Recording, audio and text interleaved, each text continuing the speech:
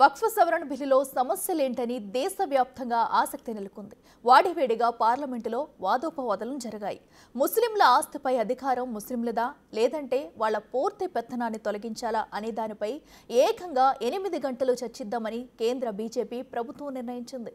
గతంలో ఈ ప్రతిపాదిత చట్టాన్ని క్రూరమైనదిగా విమర్శించిన ప్రతిపక్షాలు ఇప్పటికీ తీవ్రంగానే వ్యతిరేకిస్తూనే ఉన్నాయి. దేశంలోని ముస్లిం సంఘాలు కూడా ఆందోళన వ్యక్తం చేస్తున్నాయి. అయినప్పటికీ లోక్సభలో మెజారిటీ ఉంది కాబట్టి బిల్లు ఆమోదం పొందుతుందని నమ్మకంగా ఉంది మోడీ ప్రభుత్వం. అది సరే, ఇందుకీ వక్ఫ్ చట్టంతో రాబోయే మార్పులేంటి? ఈ బిల్లుని వ్యతిరేకించే వారి వాదన ఏంటి? అసలు మోడీ గవర్నమెంట్ ఎందుకింత పట్టుబడుతుంది?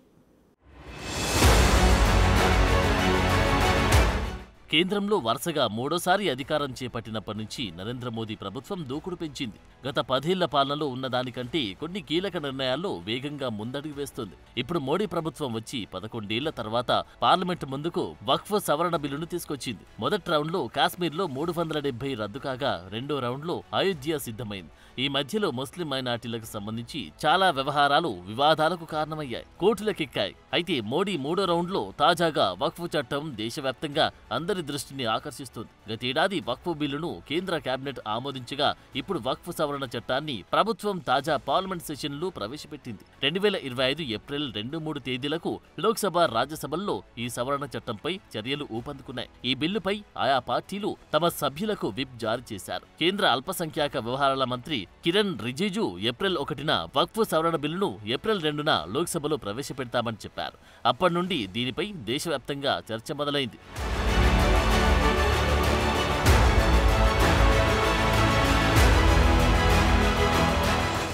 ప్రధాని మోడీ నేతృత్వంలోని కేంద్ర బీజేపీ ప్రభుత్వ ఉద్దేశం స్పష్టంగా ఉంది. ఈ బిల్లును లోక్సభలో ప్రవేశపెట్టి వీలైనంత త్వరగా ఆమోదించాలని కేంద్రం భావిస్తుంది. ఎన్డీఏలోని అన్ని పక్షాలు ఈ బిల్లుకు మద్దతిస్తాయని కూడా ప్రభుత్వం ఆశిస్తోంది. ఈ బిల్లును గత ఏడాది ఆగస్టులో లోక్సభలో ప్రవేశపెట్టారు. కానీ ప్రతిపక్షాల నుండి, ముస్లిం సంఘాల నుండి తీవ్ర వ్యతిరేకత రావడంతో దీనిని వివిధ పార్టీలకు చెందిన దాదాపు 31 మంది ఎంపీలతో కూడిన జాయింట్ పార్లమెంటరీ కమిటీకి పంపారు. అయితే దశాబ్దాల నాటి వక్ఫ్ చట్టాన్ని మార్చాలని కేంద్ర ప్రభుత్వం పట్టుబడుతోంది. ఈ కొత్త బిల్లు వక్ఫ్ ఆస్తులను ఇంకా మెరుగ్గా వాడుకోవడానికేనని వాదిస్తోంది. అయితే ప్రతిపక్షాలు బిల్లును వ్యతిరేకిస్తున్న వారి వాదన మరోలా ఉంది. సంస్కరణల పేరుతో వక్ఫ్ ఆస్తులను స్వాధీనం చేసుకోవాలని కేంద్రం ప్రయత్నిస్తున్నట్టున్నారు. ప్రస్తుతం అధికార విపక్షాల మధ్య తీవ్ర మాటల యుద్ధం జరుగుతుంది. కాంగ్రెస్, సమాజ్వాదీ, తృణమూల్ కాంగ్రెస్, వామపక్షాలు, ఎంఐఎం సహా ముస్లిం పక్షాలు తీవ్రంగా వ్యతిరేకిస్తున్నాయి. అయితే అసలు వక్ఫ్ చట్టం ఏంటో చూద్దాం. భారతదేశానికి స్వాతంత్ర్యం వచ్చిన తర్వాత మొదటిసారిగా 1954లో ఈ వక్ఫ్ చట్టాన్ని తీసుకొచ్చారు. అయితే ఆ తర్వాత పలుమార్లు ప్రభుత్వం వక్ఫ్ చట్టాన్ని సవరించింది. 1995లో వక్ఫ్ చట్టానికి తొలి సవరణ జరిగింది. ఈ సవరణలో ప్రభుత్వ వక్ఫ్ బోర్డుకు మరిన్ని అధికారాలు కట్టబెట్టింది. ఆ తర్వాత 2013లో కాంగ్రెస్ నేతృత్వంలోని యూపీఏ ప్రభుత్వం మరోసారి సవరణలు చేసింది. ఈ వక్ఫ్ చట్టంలో పేర్కొన్న నిబంధనల ప్రకారం వక్ఫ్ బిల్లులకు విశేష అధికారాలు కల్పించింది. ఈ బోర్డు నిర్ణయాలను ఏ కోర్టుల్లోనూ సవాల్ చేయలేని విధంగా, వక్ఫ్ కింద ఉన్న ఎవరి ఆస్తులనైనా స్వాధీనం చేసుకునే విధంగా ప్రత్యేక అధికారాలు కల్పించారు. ప్రస్తుతం దేశంలో 30 వరకు వక్ఫ్ బోర్డులున్నాయి. అయితే తమిళనాడులోని వక్ఫ్ బోర్డు తాజాగా ఒక గ్రామం మొత్తం తమదేనంటూ ప్రకటించడంతో ఇది తీవ్ర వివాదానికి దారితీసింది. ఇక 1970ల నుండి ఢిల్లీ వక్ఫ్ బోర్డు పార్లమెంటు భవనం వక్ఫ్ కిందది అని కోర్టులో వాదనలు వినిపిస్తుంది. గతంలో 123 ఆస్తులను డీనోటిఫై చేసి యూపీఏ ప్రభుత్వం వక్ఫ్కి కట్టబెట్టింది. ఇలాంటి చాలా సంఘటనల తర్వాత వక్ఫ్ చట్టాన్ని ప్రక్షాళన చేయాలని మోడీ ప్రభుత్వం బలంగా నిర్ణయం తీసుకుంది.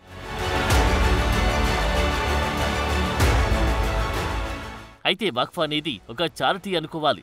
ఇస్లాం సాంప్రదాయంలో ముస్లిం సమాజానికి ప్రయోజనం చేకూర్చడం కోసం చేసి దానం లేదా విరాళాన్ని వక్ఫ్ అంటారు. వక్ఫ్ ఆస్తులన్నీ అల్లాహ్కి చెందుతాయని భావించడం వల్ల వాటిని నమ్మడం లేదా ఇతర ప్రయోజనాలకు ఉపయోగించడం చేయకూడదు. అయితే దేశవ్యాప్తంగా భారీ సంఖ్యలో ఉన్న వక్ఫ్ భూములను మసీదులు, మదర్సాలు, శ్మశాన వాటికలు, అనాథాశ్రమాల నిర్మాణం కోసం ఉపయోగిస్తుంటారు. అయితే ఈ వక్ఫ్ కింద ఉన్న చాలా భూములు అన్యాక్రాంతమయ్యాయి. దేశవ్యాప్తంగా ఉన్న 30 వక్ఫ్ బోర్డులు తమ స్వార్థం కోసం వక్ఫ్ భూములను ప్రైవేట్ వ్యక్తులకు ఇచ్చారని ఆరోపణలు చాలానే ఉన్నాయి. అయితే భారతదేశంలో వక్ఫ్ సాంప్రదాయం 12వ శతాబ్దం మధ్యలో ఆసియా నుంచి వచ్చిన ముస్లిం పాలకులైన ఢిల్లీ సుల్తాన్ల పాలనతో మొదలైంది. ఈ ఆస్తులన్నిటినీ 1995 వక్ఫ్ చట్టం ప్రకారం రాష్ట్ర స్థాయి వక్ఫ్ బోర్డు నిర్వహించారు. ఈ బోర్డులో ప్రభుత్వం నియమించే వ్యక్తులతో పాటు ముస్లిం ప్రజాప్రతినిధులు, స్టేట్ బార్ కౌన్సిల్ సభ్యులు, ఇస్లామిక్ స్కాలర్లు, వక్ఫ్ ప్రాపర్టీ మేనేజర్లుంటారు. దేశంలో వక్ఫ్ బోర్డులే అతిపెద్ద భూస్వామ్యులని ప్రభుత్వం చెబుతుంది. దేశవ్యాప్తంగా దాదాపు 8,72,351 వక్ఫ్ ఆస్తులున్నాయని ఒక అంచనా. ఇవన్నీ కలిపితే 9,40,000 ఎకరాల్లో ఉన్నట్లు తెలుస్తోంది. ఇక వీటి విలువ ఏకంగా 1.20 లక్షల కోట్లు ఉంటుందని అంచనా వేస్తున్నారు.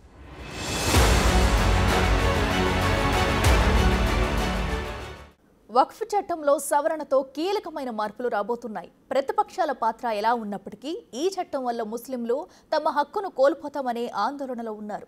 అయితే దేశ పార్లమెంటు భవనం కూడా వక్ఫ్ కిందకే వస్తుందనే తీరులో వక్ఫ్ బోర్డులు కోర్టులను ఆశ్రయిస్తున్న తరుణంలో ఈ మార్పులు తప్పనిసరి అంటుంది బీజేపీ ప్రభుత్వం.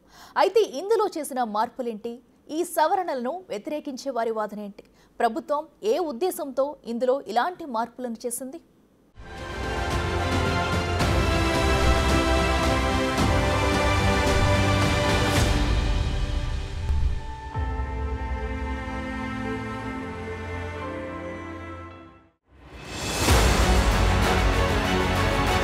ఇండియన్ ఆర్మీ, ఇండియన్ రైల్వేల తరువాత భారతదేశంలో అతి ఎక్కువగా భూములు వక్ఫ్ బోర్డుకు ఉన్నాయని కేంద్ర ప్రభుత్వం చెప్తోంది. ఈ నేపథ్యంలోనే వక్ఫ్ బోర్డుకు విస్తృత అధికారాలను గత ప్రభుత్వాలు కట్టబెట్టాయని, ఈ వక్ఫ్ బోర్డు ఆస్తులు 2009 తర్వాత రెట్టింపయ్యాయని ముసాయిదా బిల్లులో కేంద్ర ప్రభుత్వం పేర్కొంది. దేశంలో ఇతర మతాలకు చెందిన మఠాలకు, అఖారా, ట్రస్టులు, సొసైటీలకు లేని అపరిమిత అధికారాలను, స్వతంత్ర హోదాను వక్ఫ్ బోర్డులకు కట్టబెట్టారని కేంద్రం ప్రతిపాదిత బిల్లులో వివరించింది.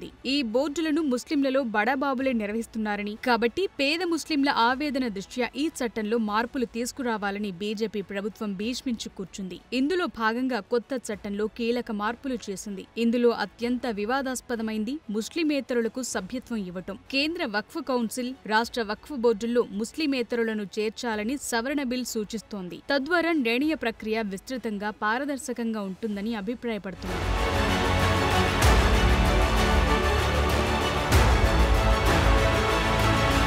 ఇక తాజా సవరణలో వక్ఫ్ బై యూజ్ ను తొలగించారు. దీని ప్రకారం దీర్ఘకాలంగా ఉపయోగంలో ఉన్న ఆస్తులను వక్ఫ్గా గుర్తించడం ఇకపై సాధ్యం కాదు. అంటే ఢిల్లీలో పార్లమెంటు భవనం వక్ఫ్దే అనే వాదన చెల్లదు. అలాగే తమిళనాడులో ఊరు వక్ఫ్ కిందకు రాదు. ఇక ఈ కొత్త సవరణలో వక్ఫ్ ఆస్తుల సర్వే బాధ్యతను సర్వే కమిషనర్ నుంచి జిల్లా కలెక్టర్ లేదా నియమిత అధికారికి మార్చారు. దీంతో పాటు ప్రత్యేక వక్ఫ్ బోర్డుల ఏర్పాటు చేయాలని తాజా చట్టం చెప్తోంది. బోహ్రా, అగా ఖానీ ముస్లిం సమాజాలకు కూడా ప్రత్యేక వక్ఫ్ బోర్డులు ఏర్పాటు చేయడానికి దీంతో అవకాశం ఉంటుంది. అలాగే వక్ఫ్ ఆస్తుల రిజిస్ట్రేషన్ కోసం కేంద్రీకృత డిజిటల్ పోర్టల్ అందుబాటులోకి రానుంది. మరోవైపు వక్ఫ్ ఆస్తులను రికార్డులో నమోదు చేసే ముందు సంబంధిత వ్యక్తులకు తెలియజేసే విధానాన్ని అమలు చేయనున్నారు.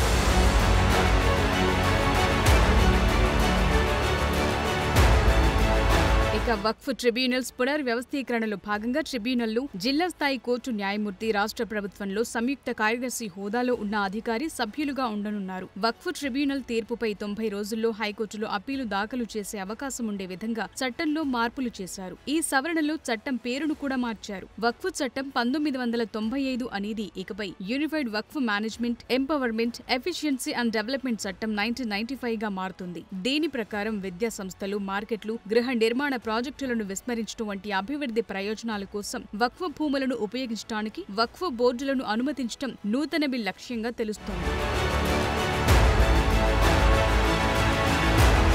అయితే ఈ సవరణలపై ప్రతిపక్షాలు, ముస్లిం సంఘాలు అభ్యంతరాలు వ్యక్తం చేస్తున్నాయి. ఇప్పటి వరకు వక్ఫ్ ఆస్తులను వక్ఫ్ బోర్డు తప్పనిసరిగా జిల్లా కలెక్టర్ వద్ద రిజిస్టర్ చేయాలి. వక్ఫ్ చెప్తున్న ఆస్తి వక్ఫ్దేనా కాదా అనే విషయాన్ని కలెక్టర్ ప్రభుత్వానికి నివేదిస్తారు. అయితే ఈ సవరణ వల్ల వక్ఫ్ బోర్డు అధికారాలు తగ్గిపోతాయని విమర్శకులు అంటున్నారు. ముస్లింల నుంచి వారి భూములను లాక్కునేందుకే ఇలాంటి మార్పులు చేస్తున్నారని ఎంపీ అసదుద్దీన్ ఓవైసీ ఆరోపిస్తున్నారు. ఇక వక్ఫ్ చట్టంలో మార్పులకు సంబంధించి మరో ప్రతిపాదన ప్రకారం రాష్ట్ర ప్రభుత్వం ఒక సర్వే కమిషనర్ను నియమించాలి. ఆయన వక్ఫ్ ఆస్తులను గుర్తిస్తారు. అలాగే వాటి గురించి ఒక జాబితా సిద్ధం చేస్తారు. ఆ జాబితాను రాష్ట్ర ప్రభుత్వానికి పంపిస్తారు. దీనిపై ప్రభుత్వం తప్పనిసరిగా చట్టపరమైన నోటిఫికేషన్ ఇస్తుంది. జాబితాలో ఆస్తుల గురించి ఎవరు ఏడాది పాటు సవాల్ చేయకపోతే అది వక్ఫ్ బోర్డుకు చెందుతుంది. అయితే దీనివల్ల ప్రస్తుత వక్ఫ్ ఆస్తులను అవి వక్ఫ్ ఆస్తులే అని మరోసారి నిరూపించాల్సి ఉంటుంది. ఇప్పటికీ అనేక మంది వక్ఫ్ ఆస్తుల్ని ఆక్రమించుకున్నారు. చట్ట సవరణ వల్ల వాళ్లు ఆ ఆస్తి తమదే అని నిరూపించుకునేందుకు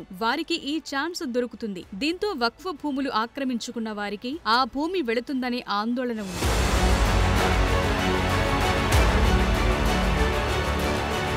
ఇక బిల్లులోని ఇతర ప్రతిపాదనల్లో షియా సున్నీలతో పాటు బోహ్రా అకాఖానీలకు ప్రత్యేక బోర్డులను ఏర్పాటు చేయటం కూడా ఉంది. ప్రస్తుత చట్ట ప్రకారం వక్ఫ్ మొత్తం ఆస్తి ఆదాయంలో షియా కమ్యూనిటీకి 15% వాటా ఉన్నప్పుడు మాత్రమే షియా వక్ఫ్ బోర్డు ఏర్పాటు చేసే అవకాశం ఉంది. కాబట్టి ప్రభుత్వ నిర్ణయం వల్ల అనేక చారిత్రక దర్గాలు, మసీదులకు ముప్పు ఏర్పడుతుందని ముస్లిం సంఘాలు ఆందోళన వ్యక్తం చేస్తున్నాయి. సంస్కరణలు అవసరమే కానీ అది ముస్లింల మనోభావాలు, ప్రయోజనాలను దృష్టిలో పెట్టుకుని జరగాలని అంటున్నారు. ఈ బిల్ సెంట్రల్ వక్ఫ్ కౌన్సిల్, వక్ఫ్ బోర్డుల సభ్యులను మార్చడం వల్ల ముస్లిమేతర సభ్యులు కూడా బోర్డు సభ్యులుగా ఉంటారు. అయితే హిందూ, సిక్కు ధార్మిక సంస్థలను నియంత్రించే ఇలాంటి బోర్డుల్లో వారి వారి మతాల సభ్యులే ఉన్నప్పుడు వక్ఫ్ బోర్డులో మాత్రం ఇతర మతస్థులు ఎలా ఉంటారన్నది ప్రధాన అభ్యంతరంగా కనిపిస్తోంది.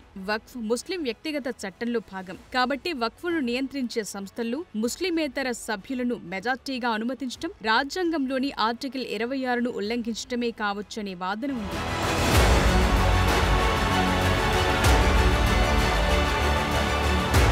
వక్ఫ్ ట్రిబ్యునళ్ల నుండి ముస్లిం చట్టంలో నిపుణుడిని తొలగించడం వల్ల వక్ఫ్ సంబంధిత విధానాల పరిష్కారంపై ప్రభావం పడొచ్చనే ఆందోళన కూడా ఉంది. అలాగే ఈ బిల్ కనీసం 5 సంవత్సరాలు ఇస్లాంను ఆచరించే వ్యక్తులకు మాత్రమే వక్ఫ్ ఇచ్చే విధంగా పరిమితం చేస్తుంది. ఇలాంటి నిబంధన ఎందుకనేది మాత్రం అస్పష్టంగా ఉంది. ఈ విధానం వల్ల 5 సంవత్సరాల కంటే తక్కువ కాలం ఇస్లాంను ఆచరించే వ్యక్తులకు 5 సంవత్సరాల కంటే ఎక్కువ కాలం ఉన్నవారికి మధ్య వ్యత్యాసాన్ని సృష్టిస్తుందని కొందరంటున్నారు. ఇది రాజ్యాంగంలోని ఆర్టికల్ 14 చెప్పే సమానత్వ హక్కును ఉల్లంఘించే అవకాశం ఉంది. ఏది ఏమైనప్పటికీ పార్లమెంటులో ఎన్డీఏ కూటమికి బిల్ను చట్టం చేసే మెజార్టీ బలముంది. రాజ్యసభలోనూ గెలవటానికి అవకాశం లేకపోలేదు. కాబట్టి బిల్ చట్టంగా మారితీరుతుందని అందరి అభిప్రాయం. అయితే దీన్ని న్యాయం ముందు నిలబెడతామని ముస్లిం వర్గాలు చెప్తున్నాయి.